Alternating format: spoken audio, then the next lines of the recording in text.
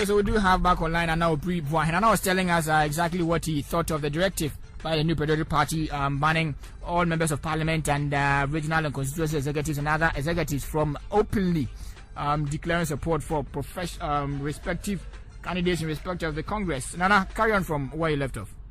Yeah, I think it's a very good decision. It's a very laudable one. At present, I don't hold any position in the party. Okay. I am just an ordinary member of the party. So I can decide to openly exhibit my support for candidate A or candidate B.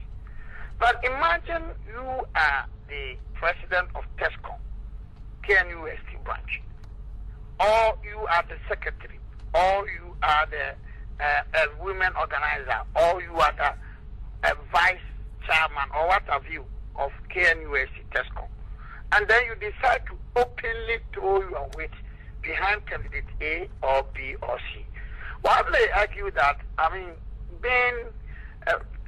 considering the fact that we are all political animals in the words of Hobbes, that human beings are political animals, there is a tendency that if candidate A emerges victorious, all of us can rally behind him. Well, that tendency is there. But look at sometimes some of our utterances. Somebody may just say some words which will indict the competence and capability, the experience, the efficiency of candidate B or candidate A. Then what happens if eventually candidate A emerges as the leader? So that is why I think that it's a very good decision. If you are the constituency chairman, if you are the regional secretary, if you are the women organizer constituency or regional, if you are the first vice and you want to openly demonstrate that you support candidate A or B, I think that it's good you resign from that position so that you can have enough time to campaign and rally around. You see, NPP suffered a lot from internal bickerings, but a lot of people did not observe that. Let me be frank with you and my listeners. Sometimes if I hear individuals complaining about Dr. Atta Kennedy's book, I have my reservation about that. I have a reservation in the sense that what he wrote in the book may not be wholly true, but it will be dangerous for us to throw away the contents or the issues raised in that book. Okay. Because if we do that, we need to sit down, read the book thoroughly, and then where we think that Atta Kennedy is not saying the truth or is not telling the world the whole truth, we can ignore. But where we think that, Atta Kennedy is trying to bring out to the public domain that A and B and C happened, and therefore we did not repeat it, then let's not repeat that. I think it's also a very good decision. Okay, Nana, let's look at members of parliament who have already declared their support for particular parties. They are known to be supporting particular candidates in respect of your Congress in August. What happens to them? Come again. What do you think should happen to members of parliament who have already declared their support for particular candidates in respect of the Congress? Well, he may be taking his own grave. He may be taking his own grave in the sense that you have openly shown your support to candidate A. What happens in August? We are going to select our leader. What happens if in August candidate A doesn't win and candidate B emerges as the winner? Then there's the likelihood or there's the tendency that the people in the constituency, especially those who are not on good terms with you, may argue that, he supported candidate A. Candidate A didn't emerge as a flag bearer. It's candidate B who has emerged as flag bearer. So if he presents him as a parliamentary candidate and he wins at all, and candidate A also eventually wins as the president of the Republic of Ghana, he's not going to give him any appointment. If this is so, are we not breaching our own tenets of democracy in Ghana? No, I'm saying that it's not a question of we are destroying democracy in Ghana. The obvious answer to that is that we must be circumspect in our dealings. we must be very cautious in our dealings. It's like some arguing that we must amend the part of the Constitution which debars chiefs from involving in active politics. Personally, I support the fact that chiefs should be debarred from active politics.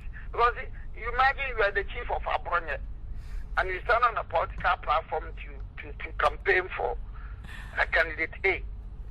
And candidate A doesn't win. Or you are the chief of Abronye. And you stand on the political platform to campaign for candidate B. Some of your subjects also are sympathizers of candidate A. But you have been on the platform to campaign for candidate B. I mean, as a chief, it reduces the modicum of respect that people have for you. Okay. We're very sorry for that. We try to get Nana Obiri back online as he tells us his expectations from the upcoming Congress. We've been having this problem since this week. What's up with our network mobile service provider? This is still your Community Watch on Focus 94.3. It's 20 minutes after 8. We're talking about the NPP banning its members of parliament, constituency and regional executives and other executives from openly declaring support for presidential candidates. This is still your Community Watch on Focus 94.3. Yes, let me use my own case to set an example. Okay. In 2007, you understand? Hello? I'm listening, Nana. 2007, I was the regional chairman of NPP, Pro Afro. I was also the Minister of State for Interior. You understand? Okay. I was also the Secretary on the National Discipline Committee of the party. Initially, the constituency chairman, Simani, made me to understand I've been selected as a delegate. He came for 4 passport pictures of mine. It's very, very important. I'm using my own case to set an example. So, I was going to be a delegate. Then, when the list came out eventually, my name was absent.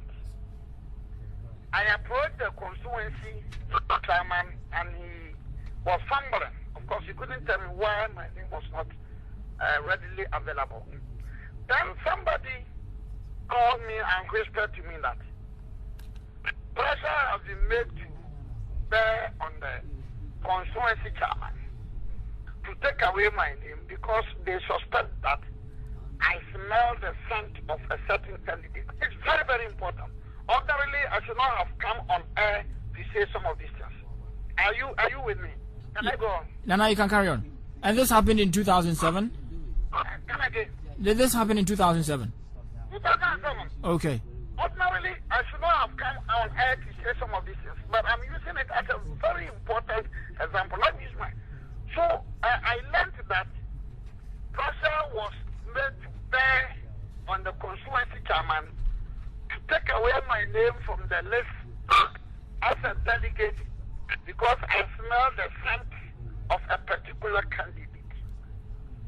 When I confronted the constituency chairman about what I said, the man was fumbling. So, I decided to ignore it. And lo and behold, I was never made a candidate. Okay, Nana, let's talk about your expectations for the Congress in August. Come again. What are your expectations for the Congress in August? What was my expectation? What are your expectations for the Congress, the upcoming Congress? The upcoming Congress? Yeah. Oh, my expectation in August? Yeah. Okay, I have made my point clear that it will take a miracle for any candidate to beat Nana Kufu. Giving you information we judge you need, and also a space for public discussion. Community Watch, only on Focus FM. Yeah, I'm saying that it will take a miracle for any candidate to beat Nanado. I am saying so because when you look at the circumstances of the situation, the odds favor him. I am not in any way suggesting that the other candidates are not winnable, good materials, marketable candidates. No.